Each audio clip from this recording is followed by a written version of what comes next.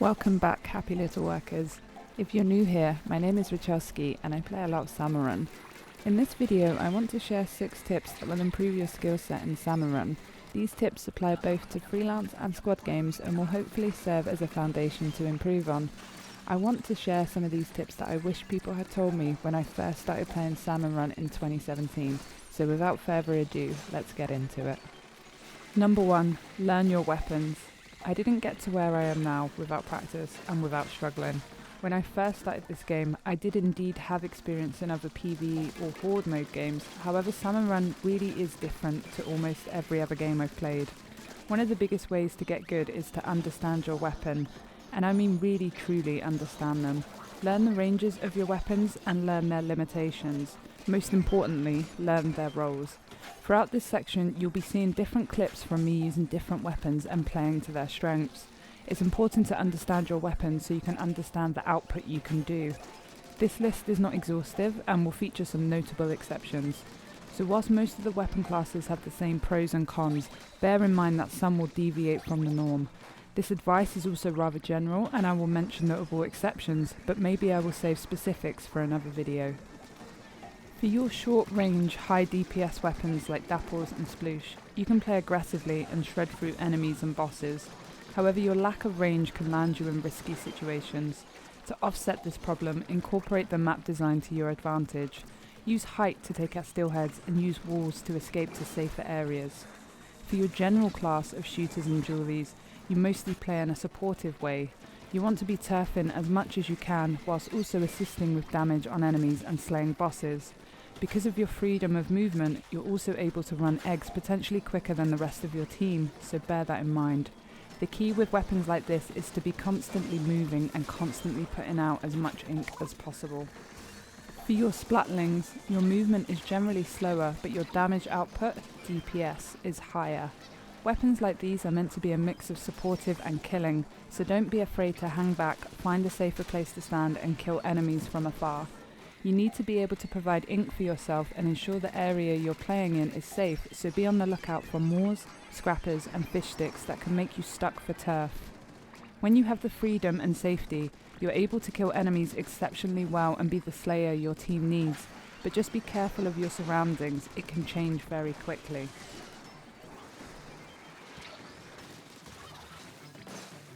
Blasters can be tough to use due to their reliance on turf they cannot provide and their somewhat sticky movement, but given that, they can slay very well. Most blasters can one-cycle most enemies and they are exceptionally suited for taking out stingers. Again, like shooters, you might not be taking out every boss independently, but given the blaster's area of explosion, you will be able to consistently kill most bosses. Much like splatlings, you will be reliant on the turf around you, so ensure lessers are dealt with as soon as possible. Blasters are also ink hungry. Consider a stable pace of movement to always be replenishing your ink tank. Sloshers generally fall somewhere between shooters and blasters. Some have good speed but others don't. Consider the fact that during each shot you are partially immobile. The same is true for blasters. So taking this into account will force you to become more aware of your surroundings.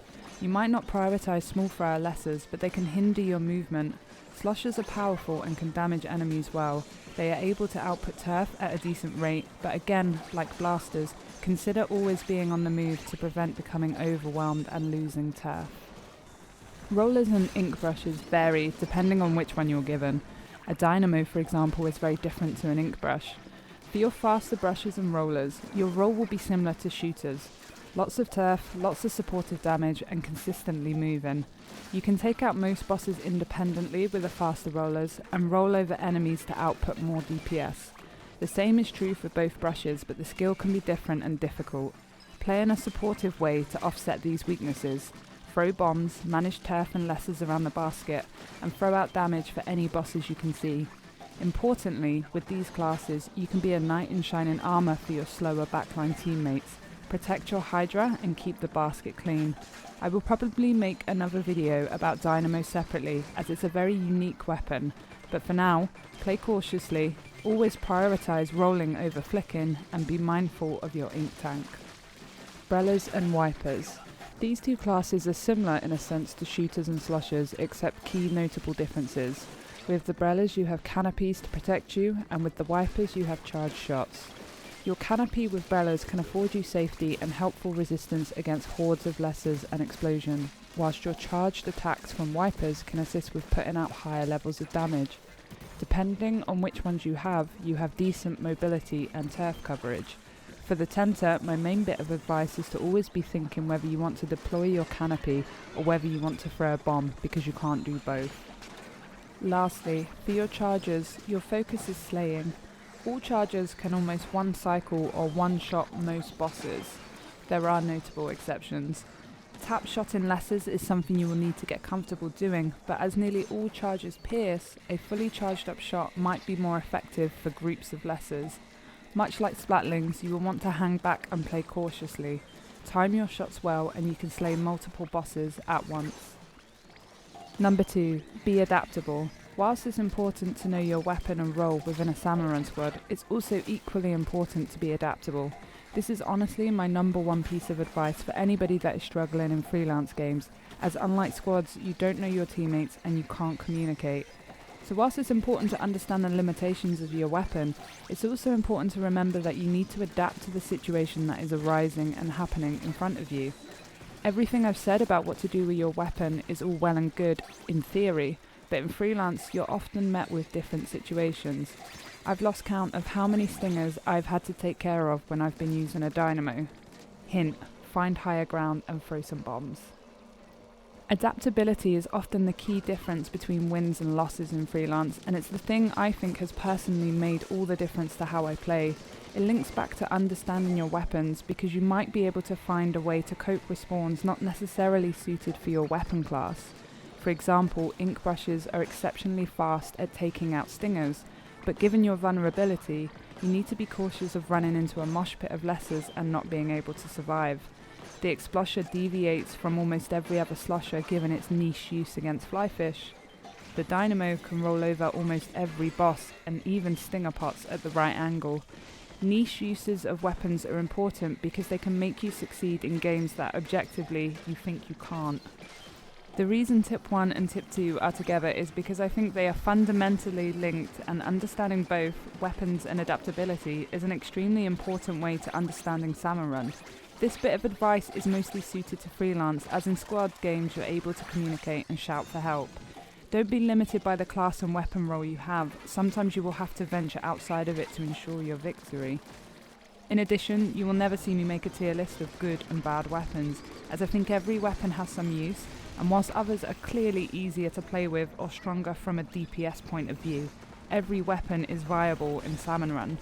The undercover brella is rightfully disliked by a large community due to its frailty and lack of DPS, but have you seen the way it shreds small fry? When you understand your weapon, you then understand the way you can exploit them and use them in non-conventional means as a way to survive. A lot of this comes down to practice and time spent in the mode, so practice, practice, practice. Number 3, effective ink management. Egg throw is probably the single biggest quality of life mechanic that was changed between Splatoon 2 and 3, but what comes with egg throw is a new dilemma: how to conserve and manage your ink tank effectively. Consider this: for every egg you're able to throw, you could have thrown a bomb, and then for every bomb you've thrown, you could have used your main weapon. With quicker and lighter weight weapons, you should be able to resolve this dilemma quickly and not face so many issues. But for weapons like the Hydra, your main focus should be on killing enemies with your weapons. Consistently throwing bombs might not be the most effective thing you could be doing, and certainly that applies to launching eggs into the basket. Since Splatoon 3 has come out, I've had countless people drop by my stream asking why I run eggs often instead of throwing them. The truth is, running eggs works threefold. You're getting quota, you're replenishing your ink, and you're constantly moving. Just because egg throw is there doesn't mean you always have to use it and neglect the good old-fashioned running of eggs. This is food for thought more than anything else, so think about how you can incorporate smart strategies into your gameplay. There isn't a simple yes or no answer here. To egg throw or bomb throw or shoot your weapon is entirely dependent on your current situation. What I wanted to do was to make you aware of the mechanic and have you think about the way you are playing. Consider the current objective facing you.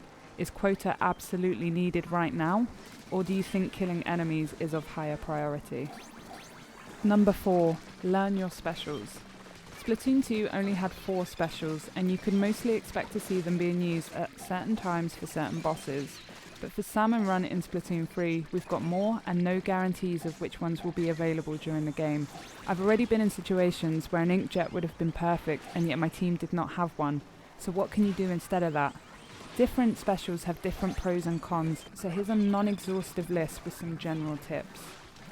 Wavebreaker, excellent for assisting you with the damaging of and clearing of lessers. It also revives your teammates, stuns scrappers in place, and damages bosses around basket. Consider using this if you're alone with a weaker weapon, such as an ink brush or an aerospray, to assist with clearing enemies.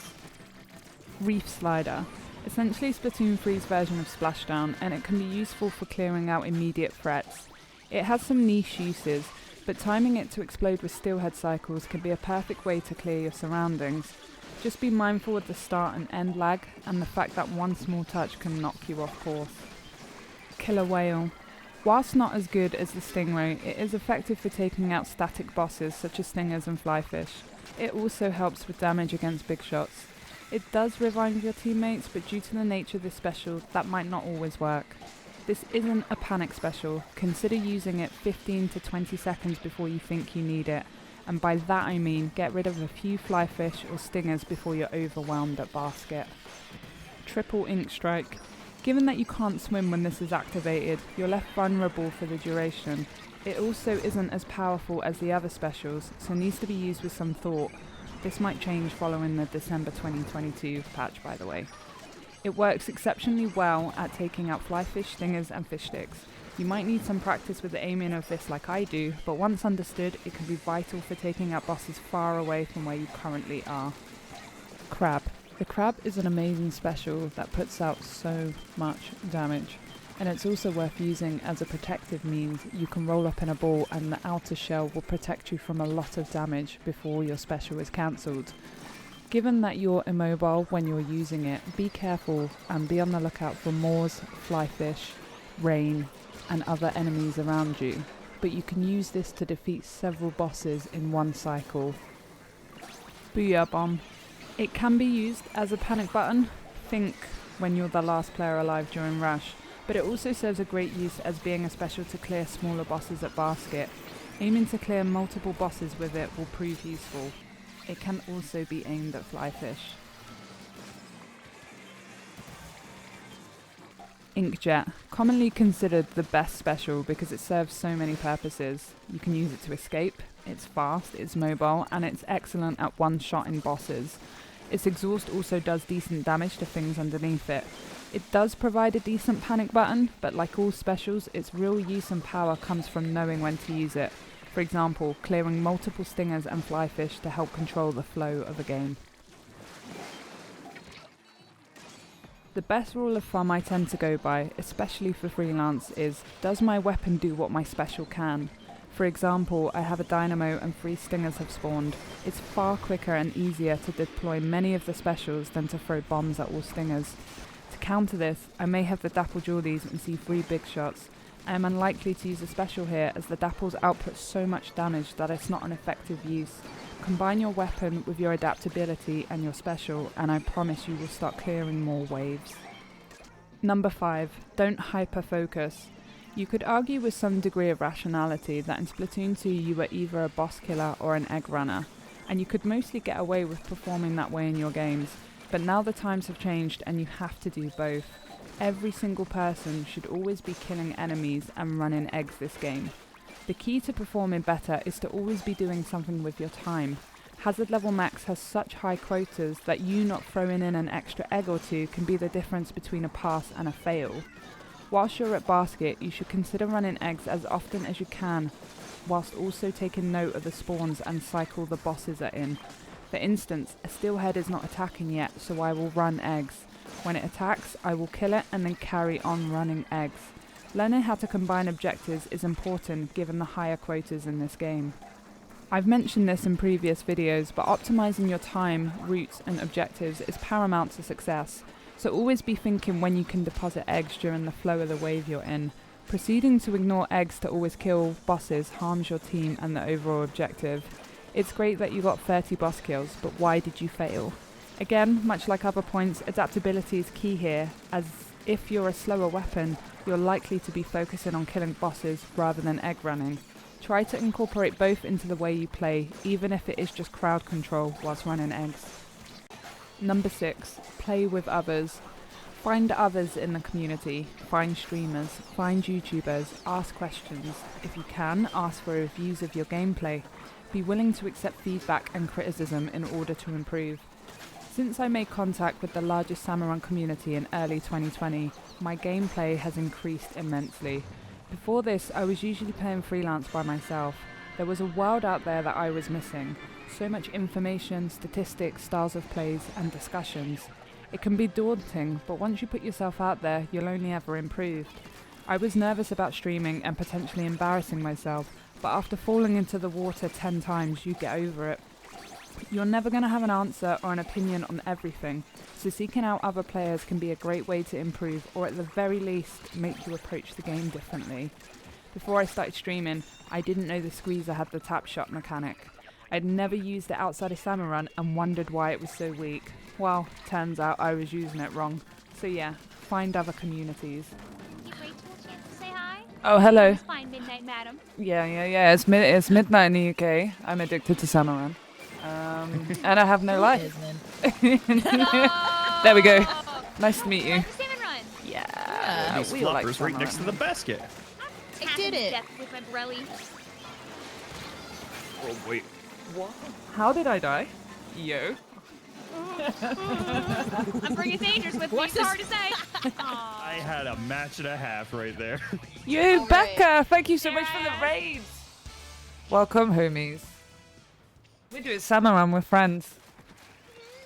I feel like I'm listening to my brothers and sisters arguing. It's really fun. I don't know what you're talking I don't about. hear your sisters in the background, so I think we're good. I think we're good, Rachel. That's not what she was talking about. Ah. I definitely misheard that. I thought she was talking about literal siblings in the back. No, homie, no. Yeah, no, that was definitely it. Not Splatoon Scott. No, sir. No. Here is a cheeky extra bonus tip. Come and watch my streams. This might be cheeky, but I'm going to plug myself here. In Splatoon 2, I played 20,000 shifts of Salmon Run. I also had a total of 5,000 hours put into the game, and I'm positive that 80% of that was just Salmon Run. I've managed to hit 999 on all maps several times without losses. I've even done 400 to 999 in freelance without losing. I've done ridiculous challenges during freelance in Splatoon 2, such as not using specials. I've won tournaments and also participated in plenty. I never quite hit the 200 in Splatoon 2, but I came down close with a personal best of 191 eggs. In Splatoon 3, I've already gotten 9s on all maps and done over 1.5 thousand shifts. This isn't all of it. I won't have the time to list everything, but it should give you an idea of the time invested into the game. So I like to think my opinion holds some weight without sounding arrogant. But honestly, the best thing about coming to my stream is the community that's there. The majority of people there are also Salmon Run addicts, so they will have a wealth of knowledge to share. There you will encounter different opinions, playstyles and knowledge bases. I like to think I have a friendly, welcoming community, so come along and say hello. Ask questions, ask for advice, and you will be inundated with help. I try to stream twice a week, and they're mostly at EU-friendly times. Sorry, America. Currently, the thing I've been streaming the most is freelance because I want to improve my freelance game. So yeah, come and say hi.